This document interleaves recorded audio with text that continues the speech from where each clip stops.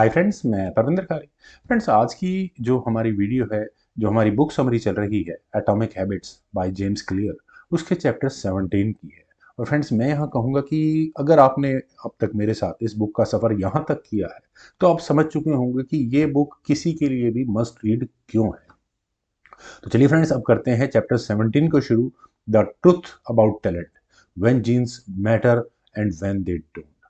मतलब टैलेंट की सच्चाई, जीन्स कब मायने रखते हैं और कब मायने नहीं रखते।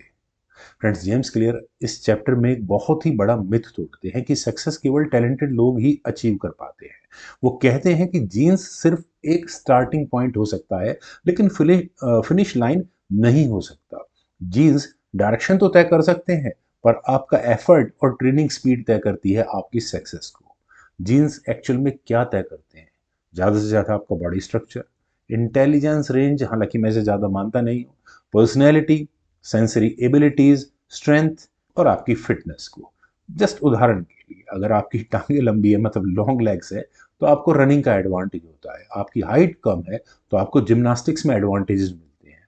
आपकी फास्ट ट्विच मसल्स हैं तो आप स्प्रिंटर बेटर हो सकते हैं। स्लो ट्विच मसल्स हैं तो आप मैराथनर बनने का आपके अंदर पोटेंशियल है। यानी कि सही एनवायरनमेंट में जेनेटिक स्ट्रेंथ शाइन करती है, सक्सेस की गारंटी नहीं है। Friends, habits are easier when they fit your natural abilities. हमारे पास कुछ नेचुरल एडवांटेजेस होते हैं, तो हमारी कुछ नेचुरल लिमिटेशंस भी होती हैं।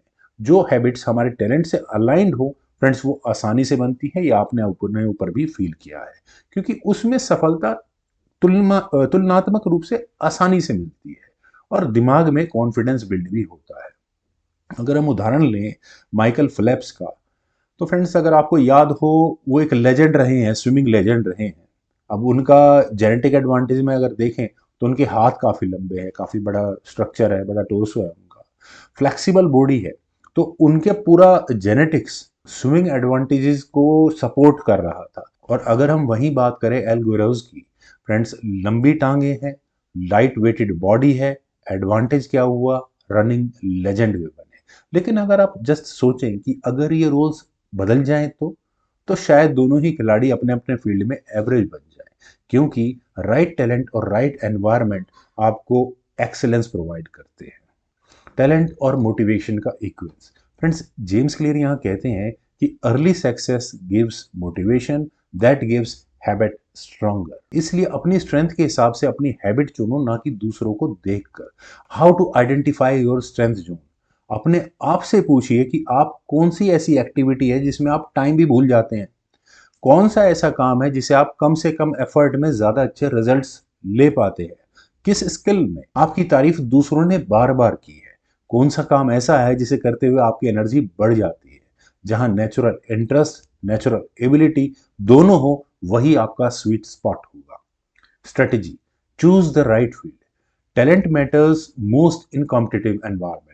जहां हर कोई हार्डवर्क करता है, वहां जेनेटिक्स एक माइनर एज जरूर देते हैं, जैसे Olympic, chess, music, cricket, coding वगैरह वगैरह। इसलिए सही फील्ड चुनना ग्रोथ को एक्सरलेट जरूर करता है। Genes don't define success, genes define opportunity. Personality impacts habit success. Genes आपकी पर्सनैलिटी टेंडेंसीज को क्रिएट करते हैं। अगर आप एक्सट्रोवर्ट हैं तो आप ग्रुप को अच्छा लीड कर सकते हैं, टीम एक्टिविटीज अच्छी कर सकते हैं, आप सेल्स पर्सन हो सकते हैं। लेकिन अगर वहीं आप इंट्रोवर्ट है तो आप अकेले रहकर काम करना ज़्यादा एंजॉय करेंगे। आप लिख अच्छा सकते हैं, आपकी कोडिंग स्किल्स ज़्यादा बेहतर हो सकती हैं। अगर आप क्रिएटिव हैं तो ऑब्वियस है, मुझे बताने की ज़रूरत नहीं है, आपके अंदर आर्टिस्टिक हैबिट्स अपने आप ही बिल्ड हो चुकी होंगी। आप पर्सनैलिटी रेजोनेंट हैबिट को चुनो, हैबिट बिल्डिंग बहुत आसान हो जाएगी। फ्रेंड्स, आपका कंपटीशन खुद से है, दूसरों से नहीं। अगर आप अपनी तुलना किसी दूसरे से करते हैं तो आपका माइंड सेट ग्रोथ नष्ट हो चुका होता है। आपकी अंदर क्या फीलिंग्स जनरेट होती है? आप जेलस में चले जाते हैं, आपको फेलियर का डर सताता है हमेशा, और अंततः आप क्या करेंगे? जल्दी चीज़ों को छोड़ देंगे। तो इसलिए जेम्स क्लियर कहते हैं, don't compete to prove, compete to improve. हर दिन आपको पिछले वाले कल से थोड़ा सा खुद को बेहतर बनाना होगा। आपका कंपटीशन आपका खुद से है। Why genes don't guarantee success. Friends, आपके जीन्स स्टार्टिंग में तो आपकी मदद कर सकते हैं, लेकिन लॉन्ग लास्टिंग हैबिट्स ही आपको फिनिशिंग लाइन तक पहुंचाने में मदद करेंगे। आपके अंदर कोई भी टैलेंट हो और अगर आपके अंदर उसके लिए कुछ हैबिट्स जनरेट नहीं है, तो आप बिल्कुल फेलियर होंगे। आप प्रैक्टिस नहीं करते, टोटल वेस्ट आपका टैलेंट है। आप डिसिप्लिन्ड नहीं है, आप 100% फेल होंगे। आपके अंदर कंसिस्टेंसी नहीं है, आप चीज़ों को छोड़ देते हैं जल्दी। वहीं दूसरी तरफ आपके अंदर टैलेंट की कमी है, लेकिन आपके अंदर स्ट्रॉन्गर हैबिट्स जनरेट हो चुकी है। आप बार बार प्रैक्टिस करते हैं, ऑब्वियस है आपको ग्रोथ करने से कोई नहीं रोक सकता। आप डिसिप्लिन्ड है, आप इंप्रूव करेंगे। आप कंसिस्टेंट हैं, एक्सीलेंस आज नहीं तो कल आपके अंदर आ ही जाएगा। फ्रेंड्स, इसीलिए तो कहते हैं hard work beat talents when talent doesn't work hard. Law of least effort. Friends, अगर टैलेंट अलाइंड हो तो एफर्ट भी कम लगेगा। अगर आप फास्ट लर्नर हैं तो आप जल्दी सीखेंगे। अगर आपको म्यूजिक या म्यूजिकल है तो आप ज़्यादा एंजॉय करेंगे। इससे आपकी हैबिट एफर्टलेस हो जाती है और ज़्यादा देर तक टिकती है। Find your passion isn't enough.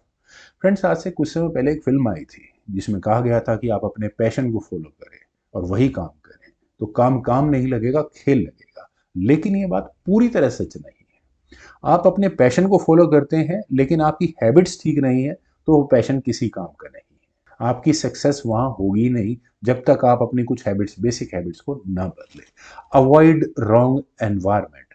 अगर आपकी कैपेबिलिटी और एनवायरमेंट मिसमैच हो जाएं तो क्या होगा? फ्रस्ट्रेशन होगी। उदाहरण के लिए, अगर आप गलत कैरियर चूज कर लें, गलत प्लेइंग पोजीशन ले लें, आप गलत कोचिंग में चले जाएं या गलत सब्जेक्ट चूज कर लें, रिजल्ट आप अपने ऊपर ही डाउट करने लग जाते हैं। पर असल में प्रॉब्लम कहाँ थी? एनवायरमेंट में। तो फ्रेंड्स, ये थी एक छोटी सी समरी चैप्टर 17 की। उम्मीद है आप सभी लोगों को भी पसंद आई होगी। तो आप लोग वीडियो को लाइक, शेयर, यूट्यूब चैनल को प्लीज सब्सक्राइब जरूर करें। कमेंट, सजेशंस का मुझे बेहद इंतजार रहेगा। Thank you for watching and bye for now.